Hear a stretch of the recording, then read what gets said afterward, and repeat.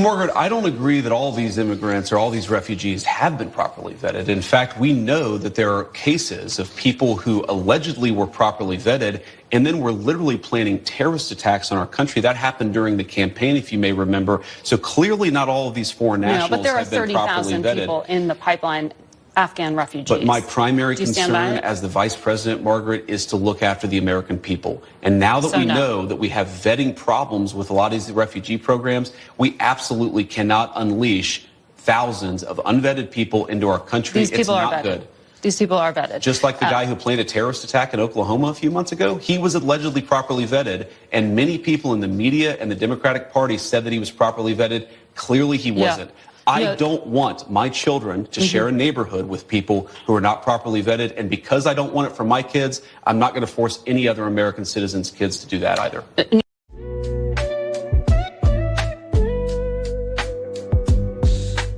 Hey, welcome back to the channel. It's your man Wise. And wow, Margaret Brennan, in my opinion, I believe she is way out of her league trying to debate J.D. Vance.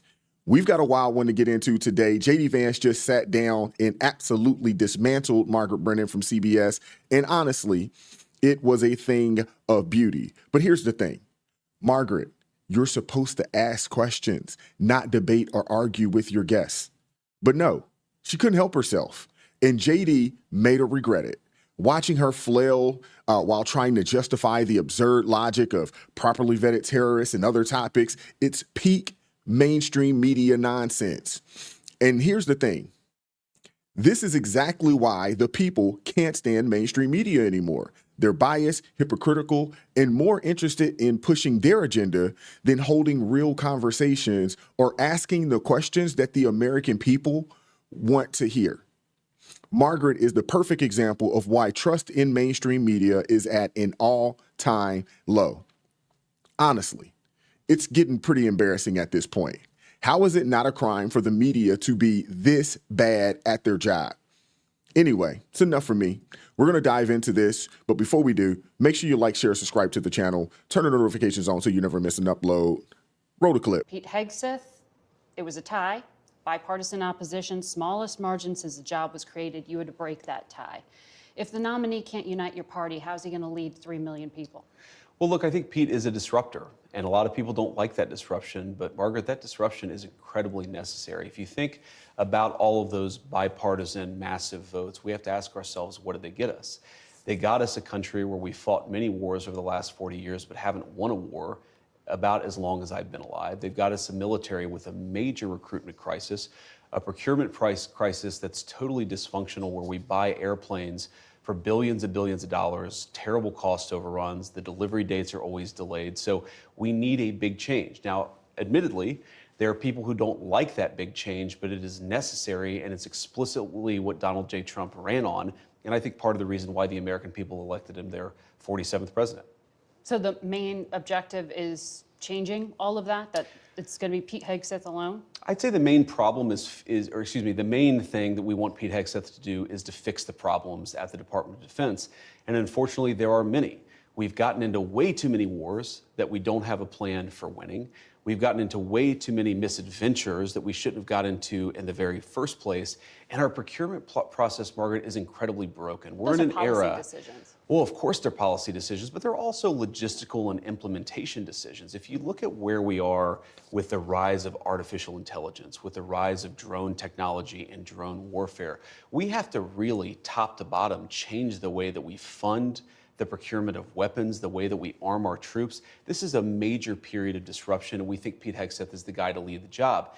Now, there's another element to this, Margaret, too, which is we believe that military morale, at least until the election of President Trump, was historically low. You had the Army missing recruitment goals by tens of thousands of soldiers, and already recruitment is starting to pick up because Pete Hegseth is fundamentally a warfighter's leader at the Department of Defense. He is a guy who sees not through the perspective of the generals or the bureaucrats. He looks at things through the perspective of the men and women that we send off to fight in our wars. Both the Wall Street Journal. As someone who has a son currently serving, who has a friend who has 2 sons currently serving, I have a cousin that's a little younger than me who's currently serving. I've had conversations with them about the state of the military, how different is it today than it was when I was in? Just from asking some questions. Not that they would know how it was when I was in 20 years ago at this point, but yeah, morale is low. And I've heard it from a few people that there's a lot of people that have been getting out because morale is so low. And the agendas that's being forced down a lot of folks' throat has forced a lot of people's hand to say, you know what, this probably isn't the place for me. And the National Review, conservative publications, as you know, have been critical of Tulsi Gabbard. The Review called her an atrocious nominee who deserves to be defeated. They compared her defense of Edward Snowden, the fugitive who stole U.S. secrets, to an attorney general who thinks the mob gets a bad rap. Her refusal to accept U.S. intelligence findings that Assad gassed his own people, they said, was like a nominee for OMB director not being able to count. Does any of this give you pause putting her in charge of the U.S. intelligence community? Yes or no? No, Margaret, look, these are publications that attacked Donald J. Trump obsessively, but those publications don't determine who the president is, the And American ultimately people supported do. him. And Donald J. Trump is the person who determines who his cabinet is, not these publications that I think, frankly, have lost relevance. The Senate will Tulsi ultimately Gabbard's, decide. Well, the Senate will provide advice and consent, as is its constitutional obligation, but I feel confident that Tulsi Gabbard will ultimately get through. Two things that are important to know about Tulsi. First of all, she is a career military servant who's had a classification at the highest levels for nearly 2 decades. She has impeccable character, impeccable record of service, and she also is a person who I think is going to bring some trust back to the intelligence services. The bureaucrats at our intelligence services have gotten completely out of control. They've been part of the weaponization of our political system, the weaponization of our justice system. We need to have good intelligence services who keep us safe, but part of that is restoring trust in those services, and we think Tulsi is the right person to do it. That's why the president, trust those intelligence services. She recognizes that the bureaucrats have gotten out of control, and we need somebody there who's going to rein them in and return those services to their core mission of identifying information that's going to keep us safe. You campaign. I got a question for you guys. It seems like anybody that is going against the establishment, anybody that's going against the non-elected bureaucrats, get trashed by the mainstream media. What are your thoughts on that? Let me know in the comment section. To me, if people like Margaret Brennan is going at them, anybody in the mainstream media going at a Tulsi or Hegseth or anybody else that's been nominated, if they're going in, it makes me feel like it's the proper choice. Because what we do know is that we know that the elected bureaucrats want to keep the status quo. They want to keep things exactly how it is because they profit and they benefit from it. But let me know what your thoughts are about that in the comment section. On lowering prices for consumers. We've seen all of these executive orders. Which one lowers prices? We have done a lot, and there have been a number of executive orders that have caused already jobs to start coming back into our country, which is a core part of lowering prices. More capital investment, more job creation in our economy is one of the things that's going to drive down prices for all consumers, but also raise wages so that people can afford to buy the things that they need. If you look at our slate of executive orders, no, Margaret, prices are going to come down, but it's going to take a little bit of time, right? The president has been president for all of 5 days. I think that in those 5 days, he's accomplished more than Joe Biden did in 4 years. It's been an incredible breakneck pace of activity. I'm sorry to stop it again, and I'm gonna let this thing play out a little more. But in the comment section, do you agree with JD Vance? Has President Trump done more in 5 days than Joe Biden has done in his 4 years, his entire 4 years in the office of president? We're going to work with Congress. We're, of course, going to have more executive orders, and we're going to try the way that you lower prices is that you encourage more capital investment into our country. And you ask specifically, what executive order is going to help lower prices? All of the stuff that we've done on energy, to explore more energy reserves, to develop more energy resources in the United States of America. One of the main drivers of increased prices under the Biden administration is that we had a massive increase in energy prices. Donald Trump has already taken multiple executive actions that are going to lower energy prices, and I do believe that means consumers are going to see lower prices at the pump and at the grocery store, but it's going to take a little bit of time. Rome wasn't built in a day, and while we've done a whole lot, we can't undo all of the damage of Joe Biden's presidency in 4 days. Well, there are a lot of things that contributed to higher energy prices, and there was record oil and gas production. Yes, Joe Biden But did the price of many eggs, terrible the things that to people lead to an see- increase in prices. I agree, Margaret. No, but all the things you experience at the grocery store are what people touch and feel. That's what you were talking about, bacon on the campaign trail. Of course, of course. Those things, when do consumers actually get to touch and feel a difference in their lives? Well, Margaret, how does bacon get to the grocery store? It comes on trucks that are fueled by diesel fuel. If the diesel's way too expensive, the bacon's going to become more expensive. How do we grow the bacon? Our farmers need energy to produce it. So if we lower energy prices, we are going to see lower prices for consumers, and that is what we're trying to fight for. Well, That's just common sense. One of my friends, one of my guys is a trucker, owns a trucking company, owner operator, and he himself has said this week has been his best week. This past week, it has been his best week of loads and business. He can't remember the last time things were as good as it was this past week.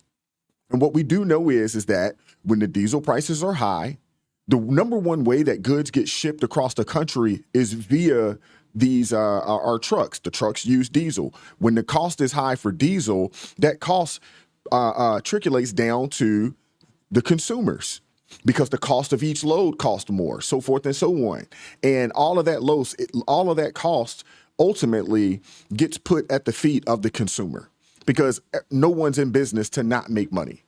These people are ridiculous. They expect that Trump and Vance are going to be able to just magically wave a wand and all of a sudden prices are going to come down in less than a week. These people are absurd, man. flurry of executive orders, most of them weren't about the economy. Many of them were, though, Margaret. We had, I think we've a taken promise over of tariffs by February 1st. We've taken over 200 executive actions, some executive orders, other executive actions. Again, this is in less than a week, and a lot of them were focused on the economy, bringing investment into our country and lowering energy prices. We've also focused on safety, restoring public safety, ending weaponization of the Department of Justice.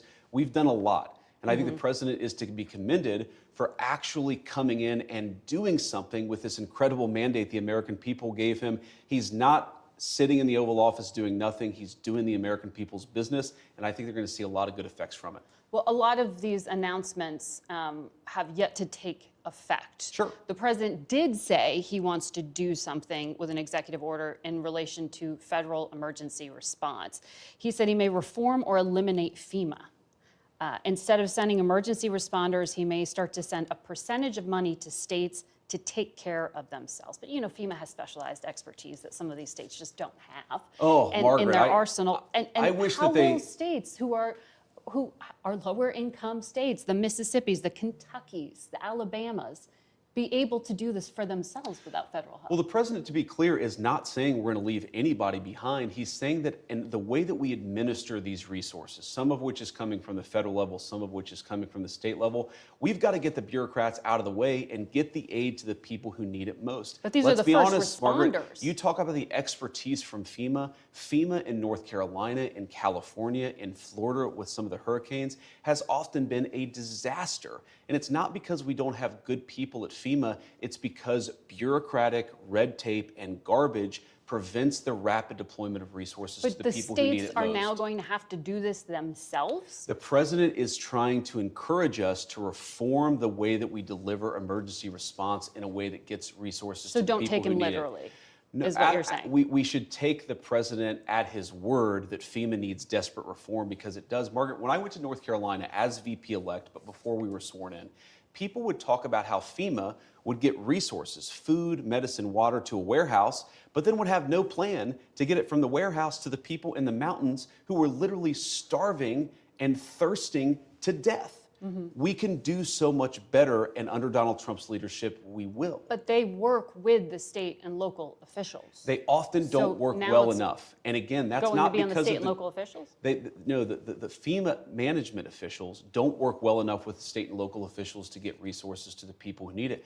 We should expect, and this is, I think, one of the fundamental premises of President Trump's leadership, the American people should expect more of their government. When there's a terrible disaster, they should expect food, medicine, and water to get to the people who need it. When there's a terrible fire in California, the fire hydrants ought to actually turn on.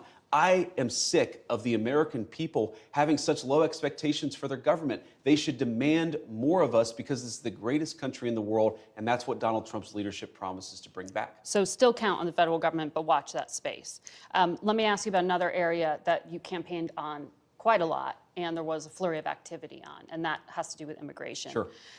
The U.S. Conference of Catholic Bishops this week condemned some of the executive orders signed by President Trump, specifically those allowing immigration and customs enforcement to enter churches and to enter schools. Do you personally support the idea of conducting a raid or enforcement action in a church service, at a school? Well, let me address this. Of course, if you have a person who is convicted of a violent crime, whether they're an illegal immigrant or a non-illegal immigrant, you have to go and get that person to protect the public safety. That's not unique to immigration. But let me just address this particular issue, Margaret, because as a practicing Catholic, I was actually heartbroken by that statement. And I think that the U.S. Conference of Catholic Bishops needs to actually look in the mirror a little bit and recognize that when they receive over $100 million to help resettle illegal immigrants, are they worried about humanitarian concerns, or are they actually worried about their bottom line? We are going to... Sorry to stop it, but did you guys know that they received $100 million from the federal government to resettle illegal immigrants? Did you guys know that? And now that you know that, it actually makes more sense why they're condemning President Trump, because it's not about the illegal immigrants. It's about cutting off the spigot to the money that they received. To enforce immigration law, we're going to protect the American people. Yeah. Donald Trump promised to do that. And I believe the U.S. Conference of Catholic Bishops, if they're worried about the humanitarian costs of immigration enforcement, let them talk about the children who have been sex trafficked because of the wide open border of Joe Biden. You personally let them talk support them about going into people like schools Laken and Riley churches. who were brutally murdered. I support us doing law enforcement against violent criminals, whether they're illegal immigrants or anybody else, in a way that keeps us safe. Let me ask this question, But Margaret. Let's separate the immigration issue. If you had a violent murderer in a school, of course I want law enforcement to go and get that person out. Of course. So what's the point of the question? You changed the regulation this week. That's the point of the question. Exactly. Giving the authority to go into churches and go into schools. We empowered law enforcement to enforce But the that law also everywhere has to protect knock-on Americans. Effect, a chilling effect, arguably, to people to not send their kids to school. I desperately hope it has a chilling in the effect on churches, illegal you think immigrants the coming U.S. into our Conference country. of Catholic Bishops are actively hiding criminals from I think the U.S. law Conference enforcement? of Catholic Bishops has frankly not been a good partner in common sense immigration enforcement that the American people voted for. And I hope, again, as a devout Catholic, that they'll do better. There are 5 legal challenges already to one of the other immigration actions, the order on birthright citizenship. A federal judge appointed by Ronald Reagan, I think you'd agree, has some conservative credentials, Sure. paused the order to end birthright citizenship, calling it blatantly unconstitutional. How do you reconcile this challenge to the 14th Amendment to the Constitution? So I obviously disagree with that judge, and these things, some of them will be litigated. That's the nature of our constitutional system. But here's the basic idea of President Trump's view on this. If you are a lawful permanent resident or a legal immigrant who plans to stay, your children, of course, should become American citizens. But let's say you're the child of an ambassador. You don't become... But that's not part of it. Well, that There's is already a carve-out an having to do important with kids of principle. diplomats. But we're saying that that carve-out should apply to anybody who doesn't plan to stay here. If you come here on vacation and you have a baby in an American hospital, that baby doesn't become an American citizen. If you're an illegal alien and you come here temporarily, hopefully, your child does not become an American citizen by virtue of just having been born on American soil. It's a very basic principle in American immigration law that if you want to become an American citizen and you've done it the right way, and the American people in their collective wisdom have welcomed you into our national community, then you become a citizen. But temporary residents, people who come in here, whether legally or illegally, and don't plan to stay, their children shouldn't become American citizens. I don't know any country that does that or why we would be different. Well, this is a country founded by immigrants. Well, this is a country This is a founded unique by... country. This is a very unique country, and it was founded by some immigrants and some settlers, but just because we were founded by immigrants doesn't mean that 240 years later that we have to have the dumbest immigration policy in the world. No country says that temporary visitors their children will be given complete access to the benefits and blessings of American citizenship. America should actually look out for the interests of our citizens first. And that means, again, if you're here permanently and lawfully, your kid becomes an American citizen. If you're not here permanently, if you're not subject to the jurisdiction of the United States and don't plan to be, why would we make those people's children American citizens permanently? Makes complete sense to me. JD Vance is 100% spot on. There's some adjustments that need to be made. So she recognized that there's a carve out for somebody that works at an embassy or something like that. If their, spouse or whatever has a child here in the States, they don't automatically become citizens. But if you come over here illegally and have a kid here, they want to allow this to happen. It just doesn't make sense. The 14th Amendment was created for a reason. There's some amendments that need to be made to that particular amendment in the Constitution. It's not rocket science. It shouldn't even be this big of a deal. It really shouldn't. I want to ask you about refugee admissions, which were just suspended by the president. That has nothing to do with the U.S. border. Refugee screening takes 18 to 24 months to go through. They are heavily vetted. Left literally at the airport this week were thousands of Afghans, some of whom had worked with the United States government and were promised to come here. When you talked to us in August, you said, I don't think we should abandon anybody who's been properly vetted and helped us. Do you stand by that? Well, Margaret, I don't agree that all these immigrants or all these refugees have been properly vetted. In fact, we know that there are cases of people who allegedly were properly vetted and then were literally planning terrorist attacks on our country. That happened during the campaign, if you may remember. So clearly not all of these foreign nationals but there are have been properly 30,000 vetted. people in the pipeline, Afghan refugees. But my primary Do you stand concern by it? as the vice president, Margaret, is to look after the American people. And now that So we no. know that we have vetting problems with a lot of these refugee programs, we absolutely cannot unleash thousands of unvetted people into our country. These It's people are not vetted. good. These people are vetted. Just like the guy who planned a terrorist attack in Oklahoma a few months ago, he was allegedly properly vetted, and many people in the media and the Democratic Party said that he was properly vetted. Clearly he wasn't. I don't want my children to share a neighborhood with people who are not properly vetted, and because I don't want it for my kids, I'm not going to force any other American citizens' kids to do that either. No, and that was a very particular case. It wasn't clear if he was radicalized when he got here or while he was living here. I don't really care, Margaret. I don't want that person in my country, and I think most Americans agree with me. He's absolutely right. I'm going to leave the link to the full interview in the description box below, but I'm so looking forward to hearing from you guys and what you guys think about this particular interview. Again, it just baffles me that people like Margaret Brennan they're deciding to do their job when it comes to interviewing JD Vance and President Trump and anybody else that's a part of the cabinet.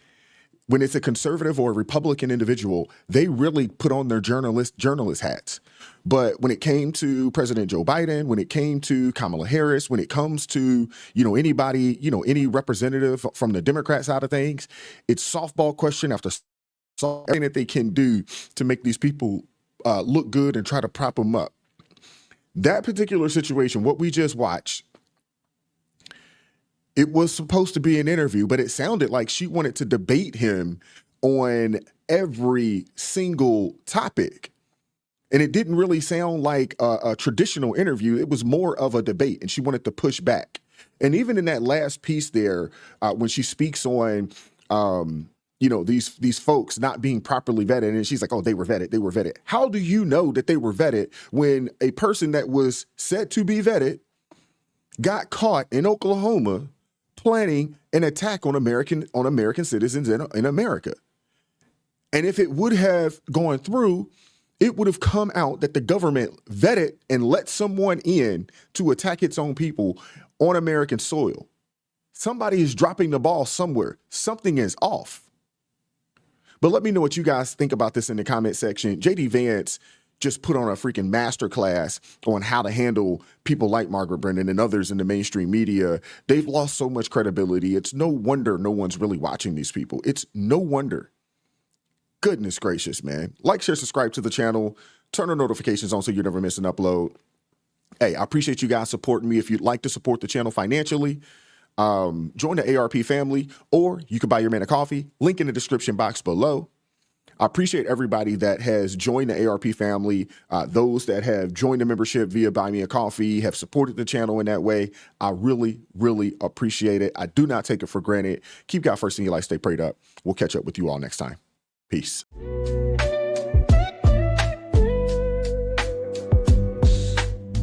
Vibes so raw, can't hide the truth.